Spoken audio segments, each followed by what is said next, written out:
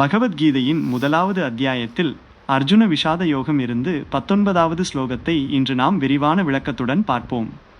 பாண்டவர்கள் அனைவரும் தங்கள் சங்குகளை தனித்தனியாக முழக்கிய அந்த அதிரடியான ஓசை கௌரவர்களின் இதயங்களில் எத்தகைய மாற்றத்தை ஏற்படுத்தியது என்பதை சஞ்சயன் மிக தெளிவாக விவரிக்கும் ஸ்லோகம் இது. அத்தியாயம் 1 அர்ஜுன விஷாத யோகம் ஸ்லோகம் 19.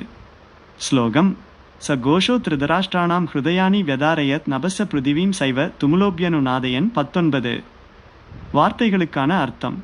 ச கோஷன் மைனஸ் அந்த ஓசையானது சங்கொலியானது, திருதராஷ்டிராணாம் மைனஸ் திருதராஷ்டிரனின் புதல்வர்களுடைய கௌரவர்களின், ஹிருதயானி மைனஸ் இதயங்களை, வெதாரயத் மைனஸ் பிளந்துவிட்டது நடுங்கச் செய்தது, நபசன் மைனஸ் ஆகாயத்தையும், பிருதிவீம் சயேவ மைனஸ் பூமியையும், துமுல இஸ்டு மைனஸ் பயங்கரமான ஓசையுடன், அனுநாதயன் மைனஸ் அதிரச் செய்தது.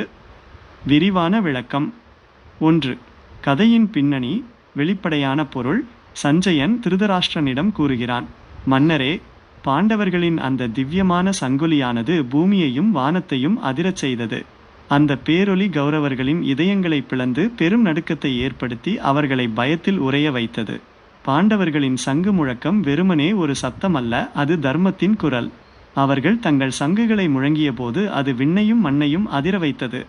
அதர்மமான செயலில் ஈடுபட்டு கொண்டிருந்த கௌரவர்களின் மனதிற்குள் அந்த சத்தம் உங்கள் அழிவு நெருங்கிவிட்டது என்ற உண்மையை ஆழமாக பதிய வைத்தது. 2. மறைமுகமான ஆன்மீக பொருள். நமது வாழ்க்கைக்கு இந்த ஸ்லோகம் மனசாட்சியின் வலிமை பற்றி பேசுகிறது. நடுக்கத்தின் ஊற்று. கௌரவர்களின் இதயங்கள் ஏன் பிளந்தன? அவர்கள் செய்த அநீதிகளும் தீமைகளும் அவர்களை பலவீனமாக்கியிருந்தன. பாண்டவர்களின் சங்கு முழக்கம் தர்மத்தின் கம்பீரத்தை வெளிப்படுத்திய போது கௌரவர்களின் குற்ற உணர்ச்சி கில்ட் அவர்களை உள்ளுக்குள் ஆட்டிப்படைத்தது. ஆகாயமும் பூமியும். ஆன்மீக ரீதியாக ஆகாயம் என்பது நம்முடைய உயர் சிந்தனைகளையும், பூமி என்பது நம்முடைய செயல் தளத்தையும் குறிக்கும்.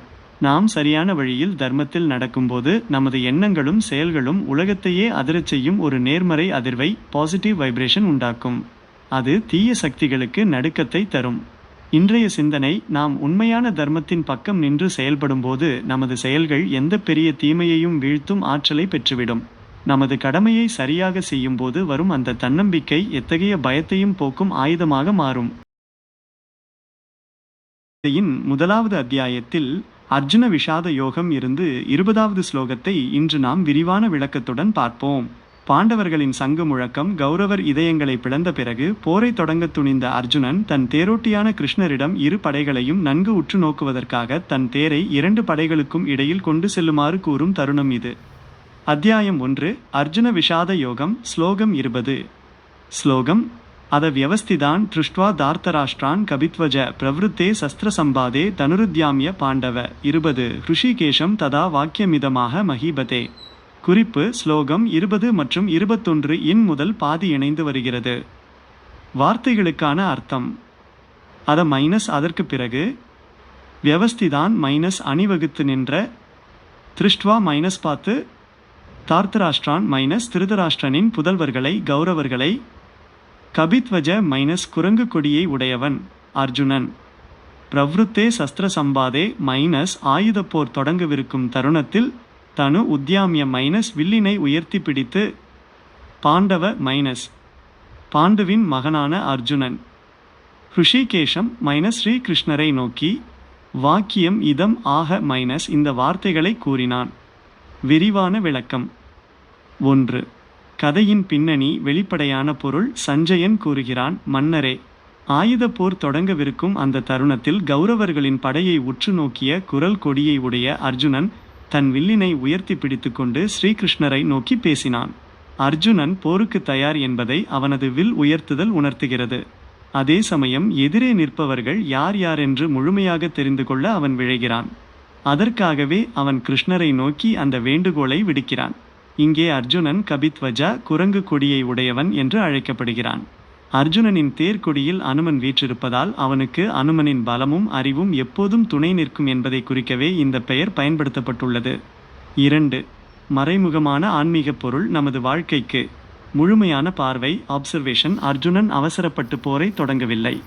முதலில் எதிரி யார், நிலவரம் என்ன என்பதை முழுமையாக ஆராய்கிறான். வாழ்க்கையிலும் நாம் ஒரு பெரிய முடிவை எடுக்கும் முன்னும் ஒரு சவாலை சந்திக்கும் முன்னும் சூழ்நிலையை நிதானமாக உற்று நோக்குவது அப்சர்வேஷன் அவசியம். அனுமன் என்ற சக்தி.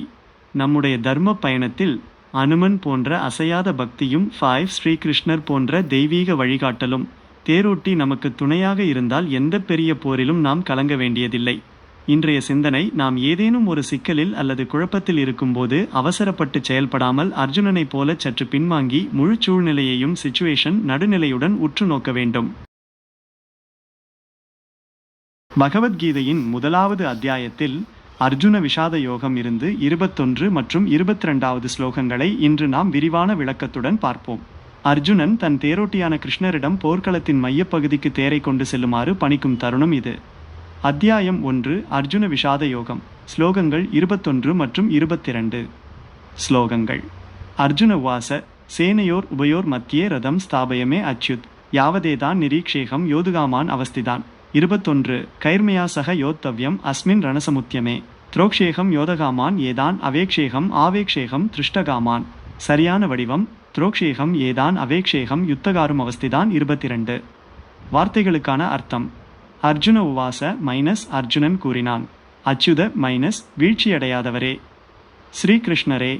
சேனையோர் உபயோர் மத்தியே இரு படைகளுக்கும் இடையில். ரதம் ஸ்தாபயமே என் தேரை நிறுத்துங்கள். யாவத் ஏதான் நிரீக்ஷே அகம் நான் யாரையெல்லாம் பார்க்க வேண்டுமோ அவர்களை பார்க்கட்டும். யோதுகாமான் அவஸ்திதான் போர் புரிய ஆவலோடு நின்று கொண்டிருப்பவர்களை. கை மயா சக யோத்தவ்யம் என்னோடு யாரெல்லாம் போரிடப் போகிறார்கள். விரிவான விளக்கம். 1. கதையின் பின்னணி. வெளிப்படையான பொருள். அர்ஜுனன் கூறுகிறான்: அச்சுதரே, வீழ்ச்சியடையாதவரே, என் தேரை இரு படைகளுக்கும் நடுவில் கொண்டு சென்று நிறுத்துங்கள். போர்க்களத்தில் போர் புரிய ஆவலோடு அணிவகுத்து நிற்கும் எதிரிகளை நான் ஒருமுறை நன்கு பார்த்து கொள்ள வேண்டும். இந்த போரில் என்னோடு நேருக்கு நேர் மோதப்போகும் அந்த மாவீரர்கள் யார் யார் என்பதை நான் தெரிந்து கொள்ள விரும்புகிறேன். அர்ஜுனன் இங்கு கிருஷ்ணரை அச்சுத என்று அழைக்கிறான். அச்சுத என்றால் ஒருபோதும் தனது தர்மத்திலிருந்து வீழ்ந்து விடாதவர் என்று பொருள். அர்ஜுனன் கிருஷ்ணரை தேரோட்டியாக தேர்ந்தெடுத்தது மட்டுமல்லாமல் அவரை தன் தர்மத்தின் வழிகாட்டியாகவும் பார்க்கிறான். 2.